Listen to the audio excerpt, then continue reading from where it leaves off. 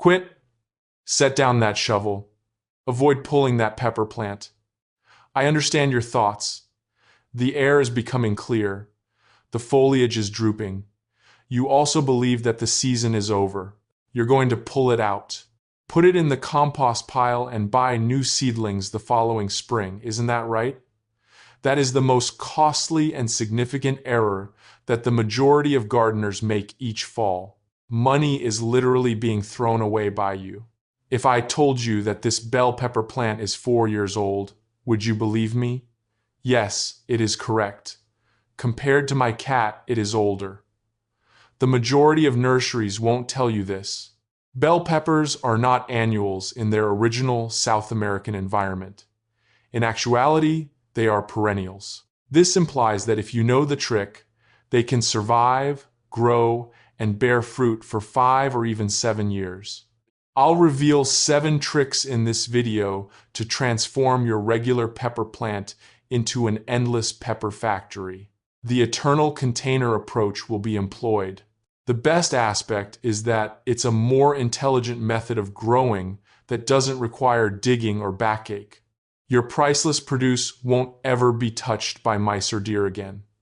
Now put the shovel aside, pour a cup of tea, and let's begin. Prior to delving into the first secret, we must comprehend the reasons behind our prolonged deception. Why are peppers always found in the annuals section of garden centers? Easy. Every spring, they want to sell you fresh plants. At their core, peppers are tropical plants. They adore being warm. Frost is the only thing that kills them in the winter. They become alarmed when the temperature falls below Go-Home Kush. They freeze and perish below Sanju9. However, they do not perish if you can maintain them just above freezing. Rather, they become inert. They take naps. And you know what will happen in the upcoming spring? Your well-established grandfather is waiting 3 months for fruit while your neighbors struggle with little seedlings. Peppa's root system is already enormous. When it awakens, it blows up. You quadruple the yield and receive flowers 2 months ahead of schedule. I used to do this the hard way, planting them in the ground and then excavating them during the winter. My back ached. Dirt got all over my house. Additionally, transplant shock frequently killed the plants. We require secret number 1 precisely for this reason. The best way to grow an endless supply of peppers is to avoid planting them in the ground. Although it may seem paradoxical, a plant requires a secure habitat in order to survive for 5 years. Every winter, when it is dug up, the delicate feeder roots are severed, traumatizing the plant. Use the perpetual container approach instead. From day 1, plant them in a pot. Not just any pot, though. Bell peppers require space to accommodate that 5-year-old root ball. Avoid using those little pots that hold 1 or 2 gallons. Living in a closet is analogous to that. Select a pot with a minimum capacity of 5 gallons. 2 gallons is much better if you have the room. And for anyone like me who has a sore back or terrible knees, here's a professional tip. Place that pot on a wheeled plant dolly. Imagine this. You roll it to the most sunny area in the summer. You pull it to safety when a storm approaches. You simply slide it softly into the living room when winter approaches. No heavy lifting, no root shock, and no digging. The plant is unaware that it has relocated. The second secret. Let's discuss the foundation now that the plant has a place to live. Using garden soil in pots is the most frequent error. Avoid doing it. In a pot, garden dirt becomes concrete. The roots will decay and suffocate. Soil that breathes is essential for your forever pepper. This is my secret recipe for a long-lived plant. Pasendo Goju premium potting mix comes first. This maintains the fluff and lightness. Second, Pasendo Senju worm castings or compost. This is where you store food for a long time. Thirdly, this is the crucial Pasento Niju perlite. The small white rocky objects are them. Why perlite? Bell peppers dislike wet feet. They lose their blossoms if their roots are submerged in water.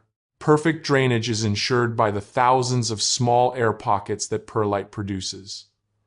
If you make this mixture correctly, you won't have to struggle with root rot ever again. You may feel a little offended by secret number 3, but believe me, it's the difference between a weak stick and a powerful tree. I want you to chop off the head of your young pepper plant music when it is around look to 1 inches tall. Here's the biology, even though I know you spent weeks producing it. Naturally, peppers prefer to grow upright. They grow tall and lanky if you allow them to. The branches break later as heavy fruit develops. Cutting off the top, a process known as topping, makes the plant put out 2 new main stems and convey energy downward, forming a powerful Y shape. This results in a robust, low, bushy skeleton.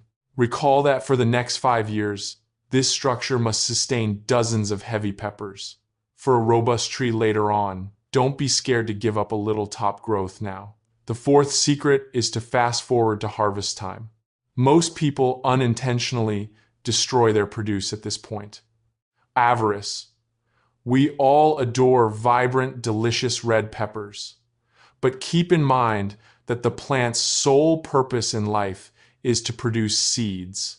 The plant receives a chemical signal that says, "Mission accomplished," when a pepper turns completely red.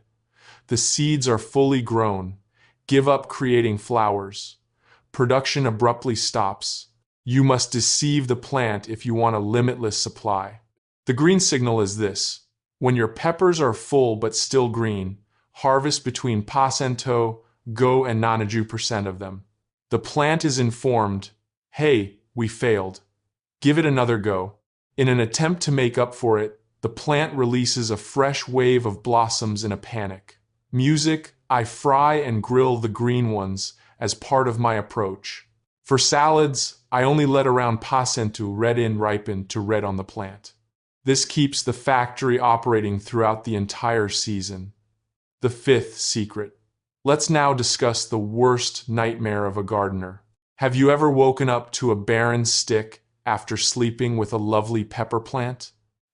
The offender could be a groundhog or a deer. Jake Kondai, Nanaho, one of our viewers, reported that he lost 4 year-old pepper plants to deer in one night. That is devastating. Expensive fences are necessary if you grow in the ground. However, because we are employing containers secret number 1, we have a free %5 efficient solution. Elevation. Make your deck, porch, or balcony a stronghold. Deer are infamously terrified of ascending small stairs or entering elevated decks in close proximity to people. Additionally, mice and rabbits are reluctant to traverse open patio areas where dogs may be present. You may establish a natural physical barrier by positioning your pots high on the porch. No fences, no sprays, and no heartache. In addition, the peppers are located directly beside the kitchen entrance. The 6th secret is that annual plants are like sprinters. They require quick energy. Your perennial pepper can run a marathon. It requires a consistent diet. Overuse of nitrogen is a typical error. Beautiful green leaves are produced by nitrogen. However, excessive nitrogen application results in a massive bush devoid of peppers. Here, magnesium is the secret weapon. I apply Epsom salt to my plants once a month. It's not table salt. Magnesium sulfate is what it is. Magnesium is what peppers crave. It aids in photosynthesis and fortifies their cell walls. Simply combine a gallon of water with 1 tablespoon of Epsom salt. You can spray the foliage or water the roots. Your plant will have the energy to travel far if you combine this with a slow-releasing organic fertilizer that has more potassium and phosphorus than nitrogen. The 7th secret, and now we are in the most crucial season, winter. The huge exodus occurs when nighttime temperatures fall below Gojukas. You simply need to do 3 easy measures while ground growers are excavating and slicing roots. First, do a security check. Aphids should not be brought indoors. Examine the leaves' undersides. A few days before the relocation, I prefer to use neem oil or hose down the entire plant. The second step is the gentle pruning. You don't have to cut your plant down to a stick because the pot is preventing root shock. Simply cut off any dead branches and gather all the fruit. Hold on to that lovely skeleton. Location is the third step. Inside, roll it. The ideal window is one that faces south. A basic grow light bulb will come to your rescue if your home is dark. Caution: the plant may lose some leaves a few weeks after you move in. Don't freak out. It is simply getting used to the reduced light. Give it less water. Let it slumber just when the earth has dried. It is still alive. You'll notice small green buds emerging around February. You'll know you've won at that point. I'll give you a bonus tip before we leave. You will have more peppers than you can consume if you follow this strategy. How do you handle the extras? Don't simply freeze them uncooked. Roast them. Put entire peppers under the broiler until the skin blisters and turns black. You're not burning them, so don't worry. Remove them, place them in a bowl, and cover with plastic wrap for 10 minutes. The burned skin comes off easily due to the steam. When you peel them, you're left with this sweet, smoky, silky flesh that tastes like summer honey. You can have gourmet roasted peppers all winter long if you freeze these. That's it. There are 7 ways to cultivate peppers once and harvest them eternally. No deer, no back discomfort, and no digging.